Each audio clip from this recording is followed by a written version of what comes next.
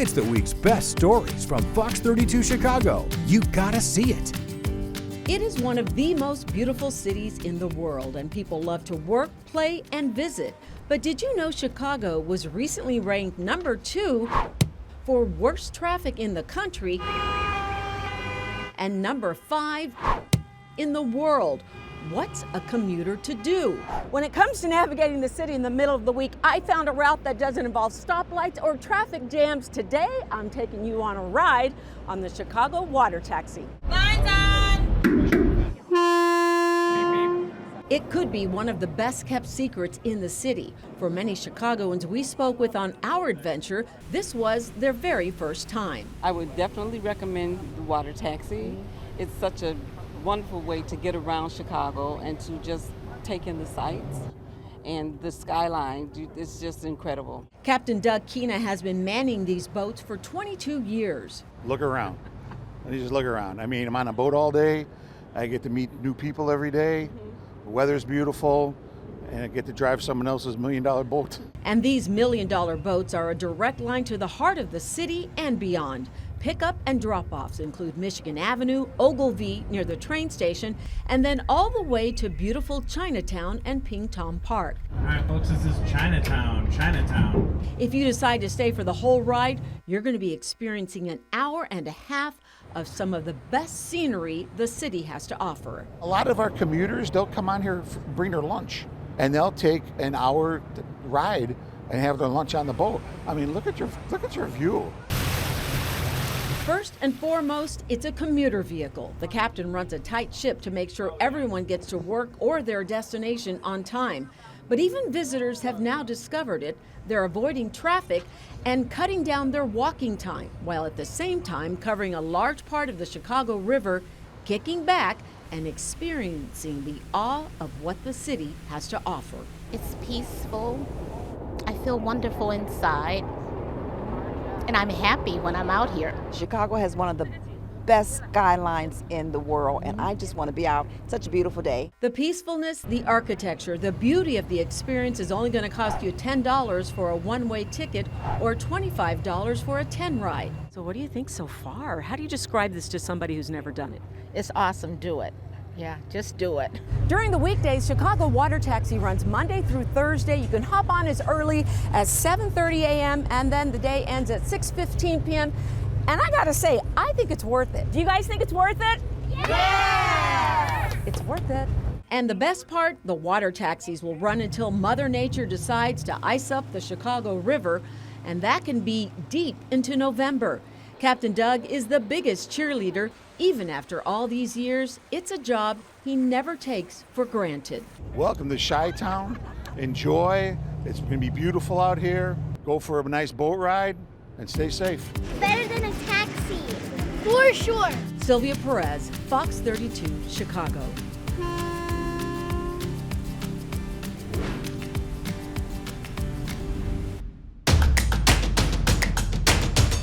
The busiest inland body of water in the United States is the Lake of the Ozarks. The Chain of Lakes area is the second busiest inland body of water.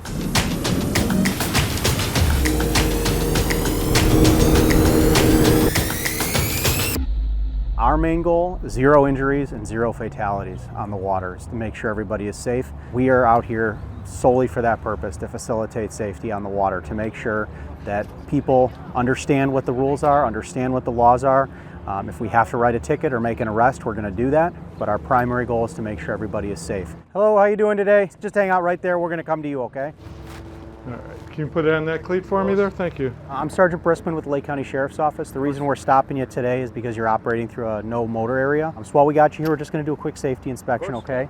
So I see 1, 2, 3, 4, 5, 6 people on board. So can I see 6 life jackets, please? 1, 2, 3, 4, 5, 6. We have 7 just in case. Do you have a current Fox Waterway sticker? I believe I should. Because this one's a 22. The 24s look like this. They're yellow. Our job is not to be the fun police and prevent people from having fun out here. We just want them to do it safely, and we want them to do it in a manner that helps keep other boaters safe as well. All right. Thanks. Appreciate your cooperation. The county actually goes 39.5 miles out from the shoreline, right into the middle of Lake Michigan. This boat is incredibly important to both us as an agency and to the people of Lake County. We've had to hitch a ride either with the Department of Natural Resources or some other fire agency. And front.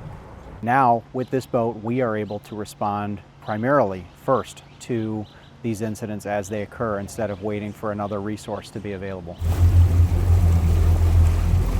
One of the things that we notice from boaters that come out from the chain of lakes out to Lake Michigan is they don't realize that you go from a lake that you can see the shoreline in any direction out on the chain from half mile to a mile, and then they bring their recreational boats out to Lake Michigan where once you get 2 miles from shore, if it's foggy, you may not see the shore.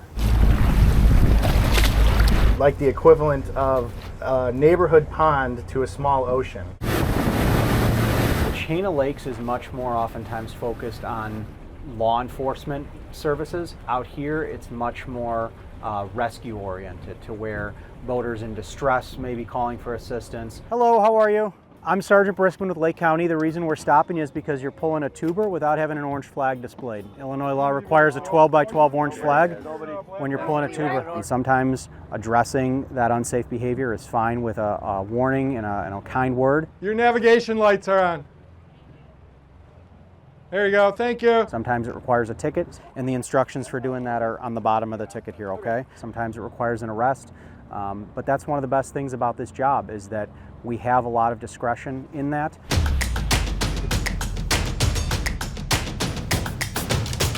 We are mostly here to educate the boating public and to make sure they understand what's required to keep them safe.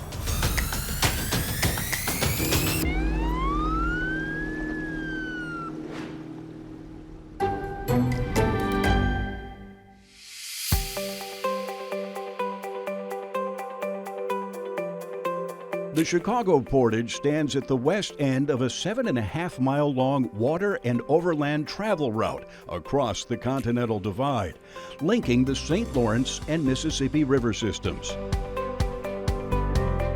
Well known to Native Americans, the route was first visited by Europeans, including explorers Marquette and Joliet more than 300 years ago.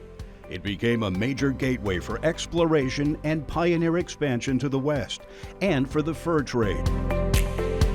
This remaining protected portion of the Chicago Portage route has changed very little from the time numerous missionaries, soldiers, pioneers, voyagers, and traders passed through here. In 1821, the original portage route was mapped by John Wall. In 1848, the Illinois and Michigan Canal was opened, and in 1907, the Sanitary and Shipping Canal, which is still used today. The Chicago Portage was officially designated a National Historic Site by the Department of the Interior in 1952. It's one of only 2 National Historic Sites in the state of Illinois.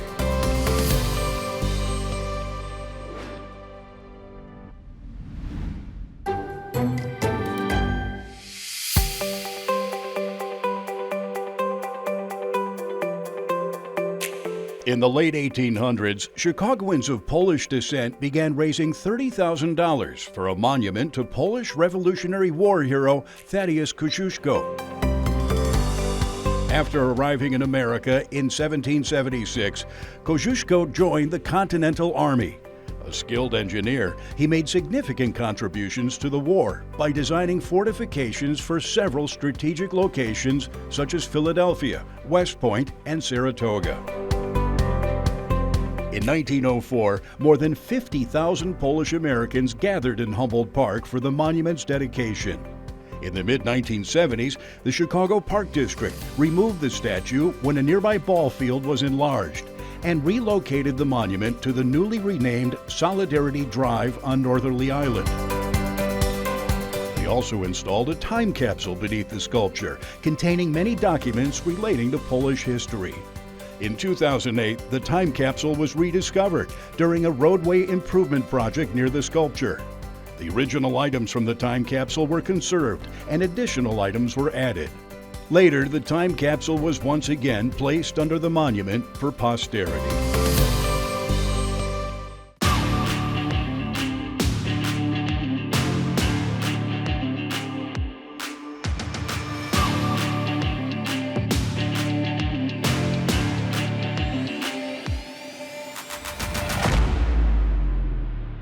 lock is actually 600 foot long, 80 feet wide, 22 feet deep. You do not have any pumps or valves. It is all gravity fed.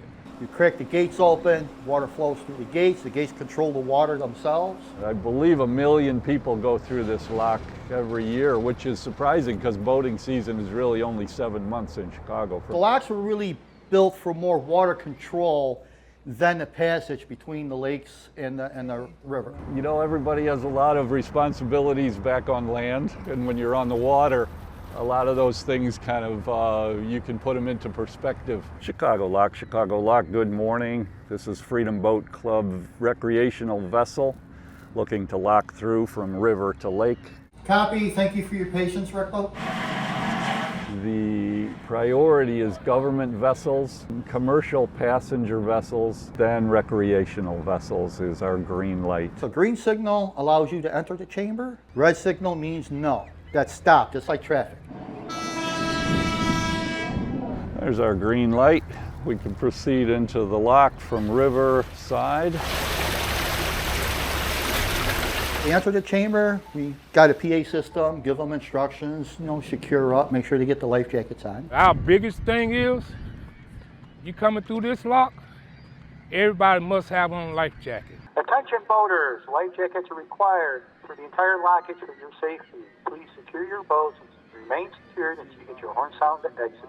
It's like an elevator for boats. Lake Michigan is higher than the river, and so we'll pull in on the low side, the river side. They'll open the gates from the lake side, and then the boat will rise up anywhere between 3 to 5 feet, and we'll be able to proceed into the lake. You never tie up in the lock, you just come along the wall and hang on to a line,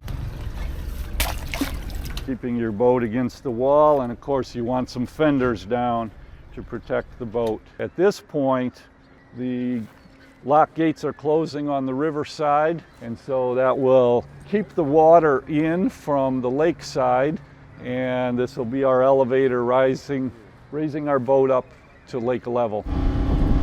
Once we close the gates, fill the chamber, equalize, and then open up the other gates, that's a 10-minute process on the average. They've got a lot of cameras out here so they can watch what's going on, and they make sure everybody has their life jacket on. This would not be a place to fall into the water without a life jacket. We try to keep them organized, keep them staged so they're on one side and the other without floating around in the chamber. Our boat's up about 3 feet from when we entered, and as soon as that horn sounds, we'll shove off from the wall, straighten our motor, and motor out. That's our signal. And then they proceed out once the chamber is clear and everything's safe to come in, and we start that process all over again. It's been a pleasure, gentlemen. All right, talk to you soon. A specific set of rules to abide by makes everything go a lot smoother when everybody follows the rules. 75% of this planet is water, and I hope to spend my remaining days on the water. It's relaxing, it's peaceful. Usually it's peaceful. Lake Michigan can kick up sometimes, but you always learn something out on this lake.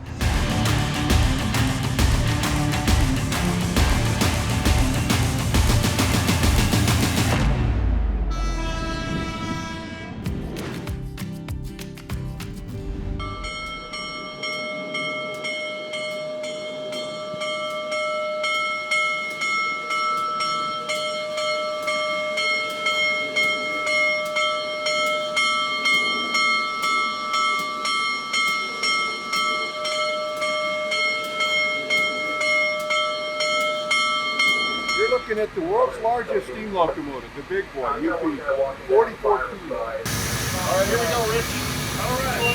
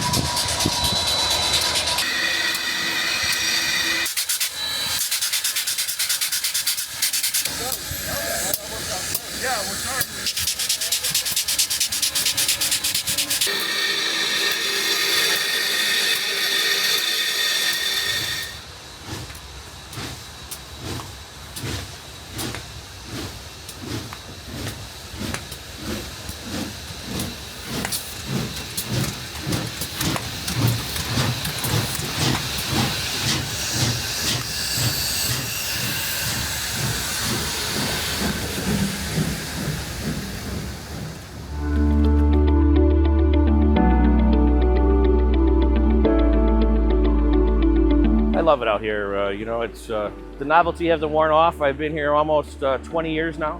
It's a great office to have in the summer. There's a lot of de-winterization that happens. It takes a lot to get it going every year. We come out here every morning and remove the debris from the basin, clean our primary screens. In the control room of Buckingham Fountain right now, this is where everything is pretty much masterly controlled for the startup. Downstairs here is where we pretty much keep the 3 pumps that start and stop Buckingham Fountain. It's going to push about 7,000 gallons of water a minute into the system. Everything here is original from 1926, so it takes a little bit of love to get her going every morning. So the system is ready to go. Start our initial pump. As you can hear, the pump is started. We're going to open the valves to allow water to go through the system. Currently, right now, there's a valve feature actuator opening things, and there you go.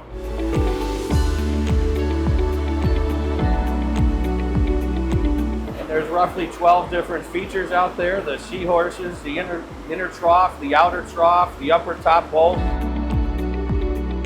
All of the 133 jets right now are currently running. The basin itself was filled about a week ago. It holds about 1.5 million gallons of water. The other 2 pumps, pump number 2 and pump number 3, start, which add another 10,000 gallons of water a minute to the display. And the fountain jet shoots up about 150 feet. We're moving right now 7,500 gallons of water through the main pump that runs from 8 a.m. to 11 p.m. every day. It is quite amazing how many people come out here every year once you start it. People seem to come out of the woodwork to view it. Everyone seems to get a kick out of it. It is the forefront of the lakefront. It was a successful test on my end. After you actually see it come back on for the first time, there's you know, a little sense of accomplishment there.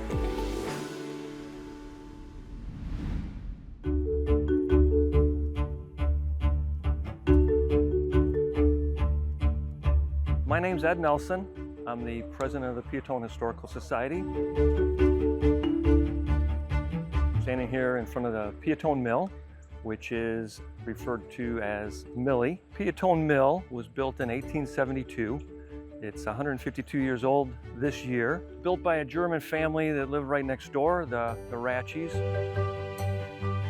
He was a very successful businessman, Henry Ratchy. At the time, in 1872, the mill cost $12,000 to build. Everybody loves her. They want to keep her restored, or they'd like her restored. She's pretty special to a lot of people. My name's Bob Shin. I got the old mill as a neighbor, had a lot of time to play in it. It's kind of like my fort back in the day. It's a Dutch-style mill. They originally milled oats and wheat, and then corn became more plentiful in the area. Finally, about 1886 to 1888, the sales came down. It turned into a steam-powered mill, and then by World War I, business ceased. So I'll take you inside. I'll show you the inside of the mill. It's pretty cool inside. So we're walking into the first floor of Millie, and we've got a lot of displays. We're open every Sunday from 1 to 3, from May until the end of October. There's 5 stories. It's the tallest building in Piatone. So up here we've got a lot of great displays, a lot of antiques, everything regarding Piatone and some surrounding areas. So these beams were all hand milled. The craftsmanship is unbelievable in this place. That You'd think they did this 152 years ago. The body of the mill is really solid. This big beam here is about 18 inches by 18 inches. As the sails spin, it transfers to a gear, which transfers the spinning to here, and this would all turn and would spin the grinding stones. So we're on the second floor of the mill. This is the way you would come if you were going to walk out onto the balcony. We would love to be able to put a second floor balcony on here again so that we could have events. Traveling up to the 5th floor, this is where all the magic takes place. And from right around this area here, this would all spin depending on which way the wind's blowing. The caretaker of the mill would turn the sails in the direction of the wind.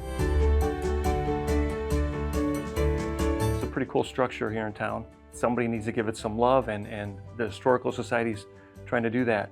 Ultimately, we would like to be able to get to the position where we could put sails back on Millie and have her spin again. It's a great thing for Piatone. It's our symbol, and hopefully, we can get enough money and raise it, and let's get this thing fixed up and make Piatone proud with it.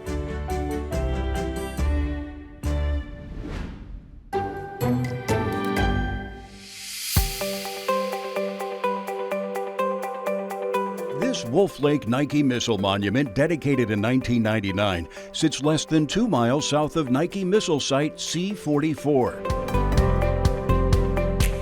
This site was part of the Chicago-Gary Defense Area, which included about 20 bases around Chicagoland. From 1958 to 1972, the Department of Defense deployed a group of surface-to-air missiles intended to shoot down any incoming nuclear missiles aimed at United States cities. This program, known as Project Nike, was the first operational American anti-aircraft system. In 1974, the missiles were decommissioned as the Cold War came to an end, but remnants of the sites remain all around the country to this day. A few, such as Site C-44 on Chicago's southeast side, can still be visited. Thanks for watching the Best of Fox 32 Chicago this week. Original Chicago stories that make you say, you gotta see it.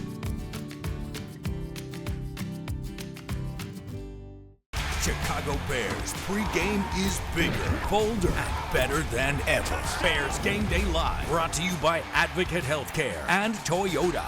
Being the weather authority isn't something that I take lightly. When you're the authority, people count on it. We now have the technology to be able to get down to that street level. The ability to really look into a storm. Delivering critical severe weather information that's thorough and accurate as it's happening. And that's what it means to be the weather authority.